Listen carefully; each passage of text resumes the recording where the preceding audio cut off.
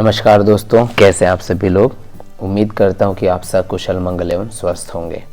तो NMMSC scholarship examination के संबंध में हमने पिछले अपने वीडियो में 2023-24 के 1 से लेकर 12 तक के प्रश्नों को हल करके देखा था, जो बौद्धिक योग्यता परीक्षण मेंटल एबिलिटी टेस्ट का प्रश्न था। तो आज हम इसी कड़ी में 12 के बाद जितना प्रश्न हमसे हो सके उतना हम सॉल्व करने की आज कोशिश करेंगे। तो जल्दी से आप अपना पेन, पेंसिल और कॉपी लेके बैठ जाइए, क्योंकि ये जो क्वेश्चंस है इसको आपको बनाना पड़ेगा, बना के देखना पड़ेगा। और इसी पैटर्न में आने वाले सालों में जो क्वेश्चन है वो आने वाले हैं। तो हम जो है प्रश्न नंबर 13 श्रेणी पूर्ण करो, इसमें से बनाना शुरू करेंगे। क्योंकि 12 क्वेश्चन में जो एक ये क्वेश्चन था वो उसी का पार्ट था, लेकिन हमसे छूट गया था, तो इसको हम फटाफट कंप्लीट करते हैं। तो आई होप आपको याद होगा ए से लेके जेड तक का जो अल्फ़ाबेट लेटर्स है वो पूरा आपको याद होगा, उसका सीक्वेंसिंग भी आप पहले से करके बैठे होंगे। ठीक है, तो इसको आप लोग याद रखिए। नहीं बनाए हो तो एक बार बना के देख लो, आपका रिवीजन हो जाएगा। और बना लिए हो तो अच्छी बात है, उसको रिवाइज करके लर्न करके देख लो। ठीक है, अब देखते हैं क्वेश्चन में। देखिए यहाँ पर हम कोशिश करेंगे कि उसकी ज़रूरत ना पड़े। सबसे पहले यहाँ पर देखो नंबर्स है, यहाँ पर नंबर आपको मिलता है वो है 16। ठीक है, 16 के बाद ये है 18, 18 के बाद है 21, 21 के बाद है 25। अब 25 के बाद क्या आएगा? तो यदि आप इसको ध्यान से देखेंगे तो 16 और 18 के बीच आपको 2 का गैप मिलेगा। 18 और 21 के बीच में चूंकि कॉमा है, यहाँ 3 का गैप मिलेगा। 21 और 25 के बीच में आपको 4 का गैप। तो जाहिर सी बात है 25 और अगला जो नंबर होगा उसमें कितना का गैप होना चाहिए? 5 का गैप। तो अपना जो नंबर है वो आने वाला है 30। अब यहाँ पर आप देखो 30 है तो 30 बी में भी है, ए में भी है, सी में भी है। ठीक है, वापस हम नंबर को एक बार देखते हैं। इसमें है 7, तो 7 के बाद 10, कितना का गैप? 3 का गैप। 10 के बाद 14, 4 का गैप। 14 के बाद 19, 5 का गैप। तो जाहिर सी बात है 19 के बाद जो अगला नंबर आएगा उसमें कितना का गैप होगा? 6। तो 19 में आप 6 जोड़ोगे तो कितना आता है? वो आता है 25। मतलब 30 के बाद बीच में कोई लेटर आने वाला है, फिर आएगा 25। तो देखिए 30 V 25 मतलब 24 है, 20 है। तो आपका यहाँ पर आंसर मिलता है आपको बी नंबर 30 V और 25। तो आई होप आपको समझ में आ गया होगा, ये जल्दी बन गया है। अब जो है नेक्स्ट क्वेश्चन पे चलते हैं। तो इसमें दिया है 14 से 16 तक के प्रश्न, निर्देश है। देखिए ये जो है एनालॉजी, जो आपने नवोदय का पेपर दिया होगा तो आपको पता होगा एनालॉजी जो लगाते हैं, और इसी को कहते हैं समसंबंधता। ठीक है, तो आप इस वीडियो को पॉज कीजिए और पॉज करने के बाद देखिए कि आपसे बनता है कि नहीं, फिर मैं आपको इसको आगे बताते हुए चलता हूँ। तो देखिए नीचे दिए गए प्रश्नों में चिन्ह के बाई ओर 2 शब्द दिए गए हैं जिनमें आपस में कोई संबंध है।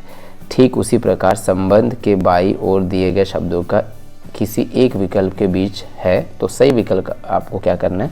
चुनना है। तो रिलेशनशिप एनालॉजी है। देखिए जुलाई और अगस्त, जुलाई के बाद अगस्त आता है, जस्ट एक बात है जनवरी, जनवरी किससे पहले आया होगा? जाहिर सी बात है दिसंबर में। तो ये आपका क्वेश्चन जल्दी बन गया। तो ये जो समय बचाओगे अगले क्वेश्चन में काम आएगा। देखते हैं 15वां नंबर का क्वेश्चन। सच कहे झूठ, सच कहे झूठ मतलब ये विलोम शब्द जैसा है। तो काला किसका होगा? वो होगा सफ़ेद का। ठीक है, सच का झूठ, सच का उल्टा झूठ होता है, तो काला जो है वो डिपिक्ट करता है किसको? सफ़ेद को।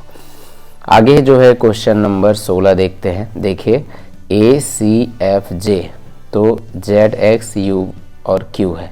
तो यहाँ पर आपको इसमें रिलेशन देखना है, A और Z में, C और X में, F और U में। तो एक बार हम ABCD जो लेटर्स लिखे हैं उसको एक बार देख लेते हैं, उसमें तुरंत जल्दी समझ में आ जाएगा। और यदि आपने ऑलरेडी कॉपी में बना चुके हो तो आप उसमें से देख के बना सकते हो, पॉज कर सकते हो और अपना जो लॉजिक है वो उसमें लगा सकते हो। तो ACFZXU ये रहा। ACF मतलब 1 3 6, वहाँ पर था ZXU मतलब ये भी क्या है? 1 3, 6। ठीक है, तो एक तरफ के जो लेटर सामने से आ रहे हैं नंबरिंग में और एक तरफ के पीछे से आ रहे हैं, तो यही लॉजिक हम अगले में लगाने वाले हैं। तो देखिए यहाँ पर हमको जो मिलने वाला है अगला EGJN, EGJN।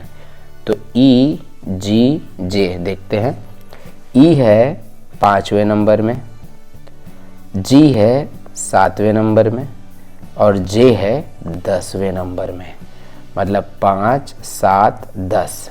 अब उल्टा काउंट करते हैं। 5 में आया देखो ये V, 7 में आया T और 10 में आया Q। ठीक है, तो VTQ देखते हैं इसमें ऑप्शन में है क्या VTQ। तो देखिए इसमें पहला ऑप्शन मिल गया VTQ, तो ये आपका आंसर बन गया है।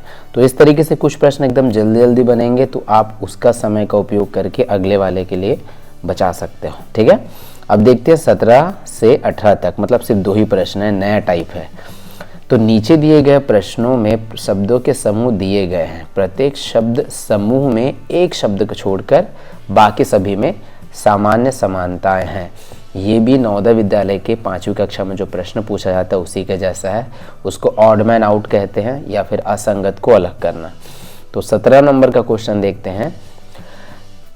ए है रायपुर, बी है भोपाल और सी है रांची, फिर डी है गोवा। पॉज करो और आपको आंसर मिल चुका है, मुझे पता है। रायपुर ये राजधानी है, भोपाल भी राजधानी है और रांची भी राजधानी है, गोवा राजधानी नहीं है। तो इसका करेक्ट आंसर आपको डी मिल जाता है। चलिए जो नेक्स्ट क्वेश्चन है अब 18 नंबर का देखते हैं। लेखक, नाटककार, उपन्यासकार, कलाकार। तो देखिए लेखक कौन होते हैं भैया, है ना, जो कहानी वगैरह लिखते हैं, पुस्तक लिखते हैं, वो हो गए। नाटककार नाटक लिखने वाले, उपन्यासकार उपन्यास लिखने वाले। लेकिन जो कलाकार होता है ये किसी चीज़ को लिखता नहीं है ना। तो ये जो है कलाकार, इसका ऑड मैन आउट में मतलब असंगत, ये इससे मैच नहीं खा रहा इस समूह से, तो कलाकार इसका आंसर आएगा। अब क्वेश्चन नंबर 19 को देखते हैं, है ना। तो क्वेश्चन नंबर 19 में इसमें कूट मतलब इसको कहते हैं कोडिंग वाला है, कोडिंग डिकोडिंग। यहाँ पर देखिए BOM को कूट किया गया है APL से, मतलब यदि BOM है BOM, इसको कूट किए गए कितने से APL, फटाफट बनाना पड़ता है, ठीक है, APL। और कैट को कूट किया गया है BBS, तो कैट जो है CAT, कैट को BBS से कूट किया गया है। तो आपको बताना है मैन का क्या कूट होगा। तो यहाँ देखो लॉजिक लगाओ, तो यहाँ जो B है B को लॉजिक लगाओ। B देखो पहले लेटर्स में -1 हुआ है, ठीक है। अब दूसरे लेटर में देखो O से P +1 हुआ है, फिर M और L यहाँ पर भी क्या हुआ है -1 हुआ है, ठीक है, क्योंकि KLM L के बाद M आता है लेकिन M से पहले माइनस, तो मतलब -1 +1 -1। यहाँ देखते हैं चूँकि यहाँ -1 हुआ तो यहाँ भी -1 होना चाहिए। देखो C से भी -1, ऊपर है +1, A से भी +1, एक बढ़ा है ना, और यहाँ फिर -1, ठीक है, S से T। तो ये सेम आपको लॉजिक इसमें लगाना है मैन में। तो देखो मैन है, तो मैन में देखो सबसे पहला मैन है M, तो हमारा पहला लेटर में माइनस हो रहा है, तो M से पहले क्या आता है भाई L। देखिए यहाँ पर 2 ऑप्शन है L वाला, ठीक है, तो यहाँ पर हमने -1 किया, L आया। अब A है तो सेकेंड केस में देखो क्या हो रहा था +1, तो A के बाद +1, A के बाद 1 जोड़ो तो बेसिकली आ जाएगा A के बाद B, तो L B N, फिर से -1 होने वाला है, तो N से पहले क्या आता है M, ये हो गया आंसर, तो LBM। तो आपका आंसर यहाँ पर मिल गया है LBM, ठीक है। अब अगले क्वेश्चन पे चलते हैं। तो देखिए इसी तरीके से लॉजिक आपको लगाना पड़ेगा, और यदि आपको आता है तो आप इसको एक बार है ना पॉज कीजिए, पॉज करने के बाद अपने कॉपी पे उसको बना के देखिए। यहाँ देखो अगला क्वेश्चन है DES के डेस्क को कूट किया गया FHWO, तो इसको डैश के को लिख लेते हैं पहले। देखो डी है, डी से एफ मतलब कितना का गैप हुआ, ई एफ मतलब 2 का गैप हुआ है यहाँ पर +2, डी के बाद ई के बाद एफ। ई और एच का पूछा है, ई और एच का। तो देखो ई है, ई के बाद क्या आता है एफ जी एच मतलब 3 का गैप है यहाँ पर, ठीक है। उसके बाद एस है, एस के बाद डब्ल्यू आया है। देखो अब इसको एस के बाद डब्ल्यू आया है, तो एस के बाद टी यू वी डब्ल्यू, देखो 4 का गैप हो गया, ठीक है।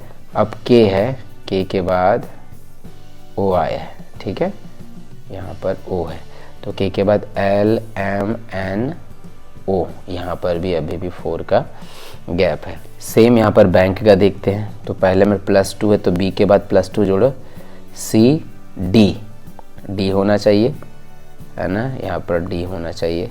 फिर यहाँ देखिए आप, यहाँ पर ये आपको मिलेगा +3 का गैप, तो ए के बाद 3, तो ए के बाद बी सी डी, ठीक है, तो डी और डी हो गया।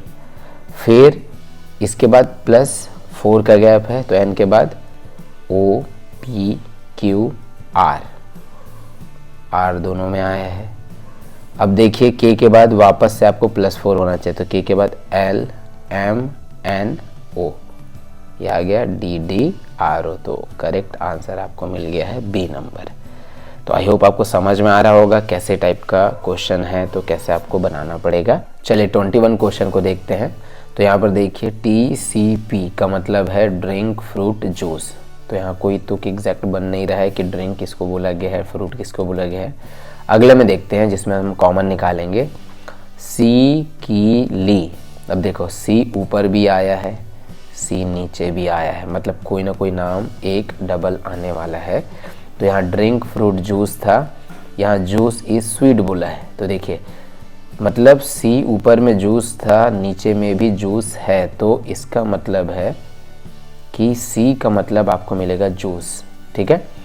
नेक्स्ट, ठीक है, यहाँ पर देखो अब ली री मी, री मी मतलब ही इज इंटेलिजेंट। तो यहाँ देखिए जो सेकंड सेंटेंस था उसमें था जूस इज स्वीट, और यहाँ ली एक बार आया है और ली यहाँ पर भी आया है, ठीक है। तो जाहिर सी बात है ली का मतलब आप बोल सकते हैं इज होगा, ठीक है। ही इज इंटेलिजेंट, क्योंकि ही और इंटेलिजेंट अलग है, तो ली का मतलब इज हो सकता है। तो इस भाषा में स्वीट के लिए कौन से शब्द का उपयोग किया गया है। तो देखिए यहाँ पर आपको समझ में आ गया है जो स्वीट है ना। तो देखो हम सी का मतलब हमने देख लिया था ऑलरेडी, सी का मतलब जूस पे जा रहा था, और ली यहाँ से समझ में आ रहा है इस, ठीक है। सी और ली समझ में आ रहा है जूस और इस, तो बच गया हमारे पास की, ये की बच गया है, तो ये की आपका होने वाला है स्वीट के लिए। तो चलिए दोस्तों हम अगला क्वेश्चन देखते हैं। यहाँ पर देखो क्वेश्चन नंबर 22 में देखो z बोला है, यदि z बराबर 52 है और ACT बराबर 48 तो BAT किसके बराबर होगा। पॉज कीजिए, बनाने की कोशिश कीजिए और मैं अब आपको बताता हूँ। तो देखो अल्फ़ाबेट लेटर्स को हम देखेंगे तो z का जो वैल्यू है वो होता है 26, ठीक है। मैं इसको डायरेक्ट आपको उस जो ABCD जो लिखे हैं वहाँ पर नंबरिंग किए हैं उसको मैं डायरेक्ट दिखा देता हूँ। z बराबर 52 ACT बोला है, ठीक है। तो देखिए यहाँ पर जो z है, z की वैल्यू जो होती है वो होती है 26, ठीक है। z की वैल्यू है 26, तो z की जब वैल्यू 26 है तो देखिए 26 को 2 से गुणा करोगे तो आपको मिलेगा 26 गुना 2 बराबर 52, ये आपका आंसर है। अब उसने बोला ACT, a की वैल्यू देखो, ACT बोला, a की वैल्यू देखिए आप यहाँ पर आपको दिखेगा ये 1 है, a की वैल्यू 1 प्लस c की वैल्यू, ये देखिए c की वैल्यू 3 है ना, तो 1 3 और t की वैल्यू ढूंढिए, तो t की वैल्यू है यहाँ पर 20। देखो टोटल काउंट करो कितना हुआ, 3 और 1 4, 20 और 4 हो गया 24। और यदि मैं इसी को 24 को 2 से गुणा करूं तो 24 दूनी कितना होता है 48, और ये 48 यहाँ पर दिया हुआ है। इसका मतलब आपको समझ में आ गया होगा कि जो भी लेटर्स दिया है उसका जस्ट डबल वाला वैल्यू है। तो हमको BAT पता लगाना है। तो देखिए B का वैल्यू कितना होता है भाई, A के बाद B होता है 2, A कितना होता है, A होता है 1 नंबर पर, और T अभी हमने देखा था 20 नंबर पर। तो 20 और 1 21 और 2 कितना हो गया 23। तो 23 को हम 2 से गुणा करेंगे, 23 दूनी 46। आपका आंसर ये निकल गया। आई होप आपको समझ में आ रहा होगा कैसा क्या है ना। तो इस तरीके से क्वेश्चन है। टोटल देखो आपको 22 क्वेश्चन हम लोग अभी तक बना चुके हैं, ठीक है। अब देखते हैं 23वां नंबर का क्वेश्चन। यदि आकाश को समुद्र कहे, है ना, ध्यान दीजिएगा, यदि आकाश को समुद्र कहे और समुद्र को पानी कहे और पानी को हवा कहते हैं, ठीक है, पानी को हवा कहते हैं और हवा को बादल कहते हैं और बादल को नदी कहते हैं। तो जब हमको प्यास लगेगी तो क्या पिएंगे? जाहिर सी बात है, जब हमको प्यास लगती है तो हम पानी पीते हैं, और यहाँ पानी किसको कहा गया है? हवा को कहा गया है। आई होप आपको समझ में आ गया होगा। ये अच्छा लॉजिकल क्वेश्चन ये दिया हुआ है, तो जिसको समझना है 1-2 बार और पढ़ सकते हैं, उसके बाद इसको देख सकते हैं, लॉजिक लगाएंगे। तो जाहिर सी बात है इसका आंसर हवा होगा। तो चलिए दोस्तों, अब 24 नंबर के क्वेश्चन को देखते हैं। तो यहाँ देखो जो क्वेश्चन है उसमें लिखा है KAMDHENU, इसको कूट किया गया है DMAKUNEH से। तब MEHRAULI का कूट क्या होगा? तो यहाँ पर नंबरिंग में हमको ध्यान रखना है। देखिए जो D है ना, और ये K है। तो देखो यहाँ पर सबसे पहले हमको जो वैल्यू मिलता है K, तो K जो है यहाँ पर 1 नंबर में था, वो बदल गया है इसमें। देखिए 1 2 3 4, 1 वाला चला गया है 4था नंबर में। A जो था हमारा दूसरा नंबर का A था, ये दूसरा नंबर कौन से नंबर में चला गया है? 1 2 3, तीसरे में चला गया है। M हमारा ये तीसरे नंबर का था, ये कहाँ चला गया है? 1 2, दूसरे नंबर में चला गया है। D ये था चौथे नंबर में। अब देखेंगे कि चौथा कौन से नंबर में चला गया, जो D था पहले नंबर में, ठीक है। अब उसके बाद देखिए H, ये हमारा 5वां नंबर का H है। अब देखते हैं 5वां नंबर का H कहाँ चला गया है ना, 5 6 7 8, 8वां नंबर में चला गया है, ठीक है। फिर ये 6वें नंबर में E था। अब देखते हैं E जो है कौन से नंबर में चला गया है? 7वें, तो 7 हो गया है। 7वां नंबर में हमारे पास N था, N कौन से नंबर में चला गया है? देखते हैं इसको, 1 2 3 4 5 6, 6वें नंबर में। और U जो था, है ना, लास्ट हमारा 8वां नंबर, और ये U जो है 1 2 3 4 5, 5वें नंबर में चला गया है। तो सीक्वेंस देख लीजिए, 4 3 2 1 8 7 6 5, है ना, बढ़िया। तो उसी तरीके से इसको भी ध्यान रखना है। तो M जो है पहले नंबर के, हम उसको चौथे नंबर में लिखेंगे M, फिर दूसरे नंबर को तीसरे में लिखेंगे ME, फिर दूसरे नंबर में H, ठीक है। उसके बाद R है कोई ऑप्शन? RHEM। देखिए ऑलरेडी हमने सिर्फ स्टार्टिंग का बनाया था, पूरा बनाने की ज़रूरत नहीं पड़ा। तो RHEM ये हमारा आंसर है। तो इस तरीके से लॉजिक लगाओगे तो थोड़ा सा ही दिमाग लगाओगे तो आपको आंसर मिल सकता है पूरा। कई बार पूरा क्वेश्चन सॉल्व करने की ज़रूरत नहीं पड़ेगी। चलिए अब नेक्स्ट क्वेश्चन है 25 का, इसको देखते हैं। एंड्रयूस, है ना, तो यदि ANDREW को कूट किया गया है WDNERA से, तो RACKET को कूट होगा, मतलब इसका कूट होगा, ये आपको पूछ रहा है कोडिंग डिकोडिंग। आप इसको पॉज कीजिए, बना के देखिए अपने कॉपी पेन में, मैं इसको बनाता हूँ, ठीक है। यहाँ देखिए सबसे पहले A है, पहला नंबर था A, पहला नंबर का जो A है वो चला गया है, कौन से नंबर में गया? देखो ये गया है आखिरी में, ठीक है। तो ये गया 6वां नंबर में, पहला वाला हुआ है 6वां नंबर। दूसरा है एन, तो एन देखो दूसरा नंबर वाला कहाँ गया, 1 2 3, ठीक है। दूसरा वाला जो एन है वो गया है तीसरे नंबर में, ठीक। और तीसरे नंबर में क्या था, डी। डी देखिए, डी जो गया है वो गया है दूसरे नंबर में, ठीक है। ये हो गया दूसरा नंबर।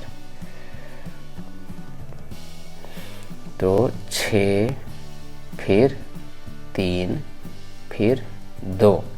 अब आर देखो, आर है चौथा नंबर का, ये कहाँ गया है 5वां नंबर में। तो चौथा नंबर का था वो गया है आपको 5वां नंबर में। तो देखिए पहला 6वें में गया है, तो उसी तरीके से दिमाग लगाना, पहला 6वें में गया है तो जाहिर सी बात है आर सबसे आखिरी में जाएगा, तो आर जो है सबसे लास्ट में होना चाहिए, आर यहाँ लिख देता हूँ। फिर जो है चौथे नंबर का देखो 5वें में गया है, तो चौथा में क्या है RACK, तो इसके पहले क्या आना चाहिए, के आना चाहिए, ठीक है।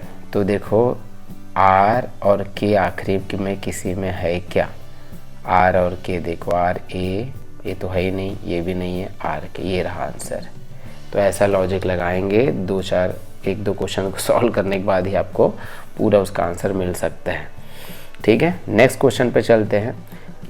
तो चलिए लास्ट इस क्वेश्चन का देख लेते हैं। टाइप्स है जैसे 26 नंबर, किसी कोड भाषा में MENTION को LNEITNO लिखा जाए तो उस कोड भाषा में PATTERN को क्या लिखा जाएगा।